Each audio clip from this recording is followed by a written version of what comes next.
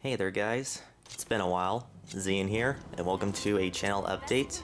In this video I'm going to be discussing where I've been, how I am, and what are my plans for my channel. And forgive me if I sound nervous, it actually has been a while since I've recorded myself, but let's get on with this. Though before I talk about anything, what you're watching is me replaying Infinite Undiscovery for the Xbox 360. Hey, I made it unofficially as part of the Star Ocean series, so why not? I'll keep replaying it. Anyways, back to this video. As many of you guys know, since the latter part of my Let's Play of Tales of the Abyss and near the beginning part of Infinite Undiscovery, me and my family have moved from California to Oklahoma, so there were a few changes around here.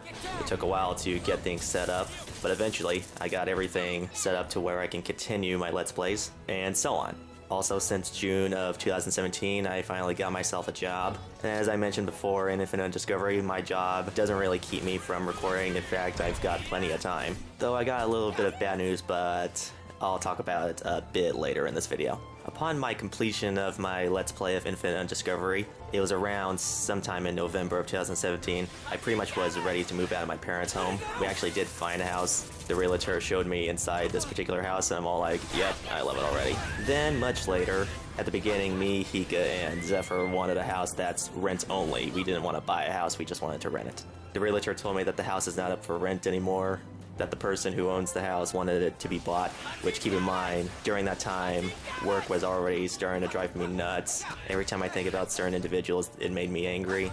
So I was already not having a good day when that news was brought up, which kind of led me to a little bit of a depression. And certain other factors have caused me to be depressed even more. Problems I'm dealing with personally, and I'm still dealing with it. And thinking about certain people that I've met in my life that I wish I could have done better for them, and yet I haven't. Remember that person I talked about in Star Ocean, the second story, how said person, this particular person's name, sounded like Rena's name when I was pronouncing Reina's name as Rena?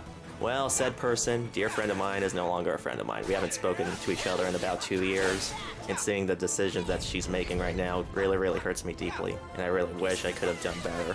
Yeah, 2017 was not a good year for anyone, believe me. What with many accusations going on around that year, and with tragic passings of musicians, one thing led to another. Yeah, we can all agree that that was a very bad year. Now, the only thing that really got me out of that depression was the very fact that at my job, here's another thing that made me a bit miserable. During November, corporate decided to change a few things about my work. Everything that we use right now is cheap because they're trying to save money. Going cheap kind of puts me at a disadvantage here because the gloves that I wear in order to finish my job are really affecting my hands, and it hurts every time I move them.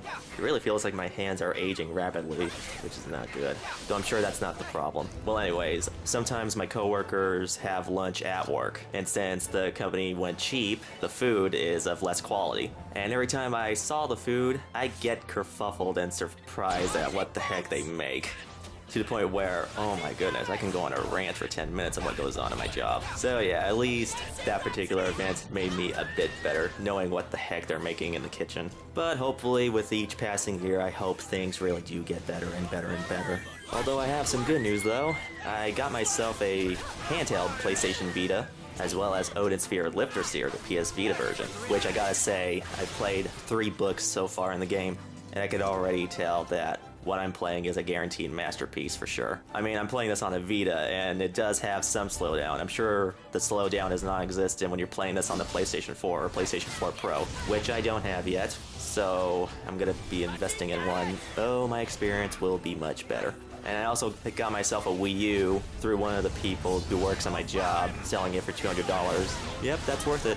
I also downloaded Earthbound Beginnings and Earthbound on the Wii U. As a fan of the Mother series, yep, instant happiness right there. Also, I found out something interesting about my Xbox 360 controller. When I was playing Lost Odyssey and Infinite Discovery a few times, I noticed that after a while, I'm not only assigned to player 1, I'm also assigned to player 4 at the same time. And because of that, for some reason, every time I hold down the right trigger button, like say in Banjo-Kazooie, for example, you hold down the right trigger in order to crouch, but for some reason, whenever I hold down the right left trigger, he crouches then uncrouches and keeps going and going and going. I thought it was a glitch in my controller, but then I realized upon further research, I actually have a modded Xbox 360 controller without knowing. Keep in mind that the Xbox 360 and the controllers I got came from one of my sister's friends back in California. I wonder if he knew that he had a modified Xbox 360 controller. And then I also learned that in order to turn off the mod, you have to hold down the left trigger and then press, not hold, press the sync button, and that turns off the 4th player LED light on the Xbox 360 controller. And sadly, when I turn on the controller, when I turn on the Xbox 360,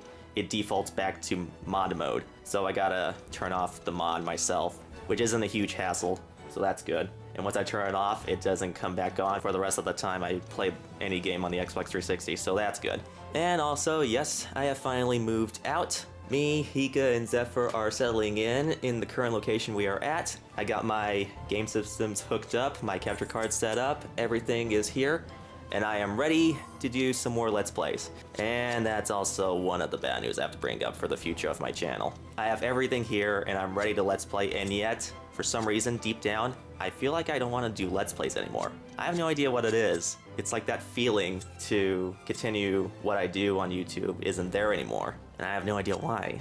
And then a few days ago, when I was playing through Star Ocean: The Last Hope and Infinite Discovery of my own time, and actually enjoying what I'm doing, and then commenting on certain things in the game, I realized that maybe I can go from Let's Playing to actually reviewing the games that I play. I mean, it seems like the better choice, although that would mean that I would have to give up future plans of Let's Playing. Like originally, I keep mentioning that I want to marathon a few series, for example, Star Ocean, Kingdom Hearts, Operation Rainfall, Mother, maybe even Persona. Then I realized with the way I scheduled my videos and the amount of time I put into them and how many parts there are within each playthrough, there is no way I'm gonna get through every game in my collection. I mean, I could probably try, though I can't guarantee I can do it. So I'm thinking that I'm gonna switch from Let's Playing to reviewing. Although if you guys have a different idea, please let me know. And special thanks to Zephyr. He showed me how to live stream on twitch.tv. He showed me how to use the Twitch broadcasting program, the XSplit program. And the first stream I've done was playing through my least favorite Star Ocean game, which is Till the End of Time. And while playing it, I thought, yeah, I could probably see myself streaming a few times, maybe even a lot. So yeah, that's my plans, reviewing video games and streaming on Twitch. However, I'm not gonna do that yet. What I am gonna do first is review the previous Xean plays I've done. A second opinion, if you will.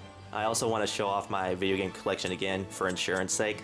And I also want to show you guys how I record my things. So those will be several videos before I even get a chance to review Xenosaga Episode 2.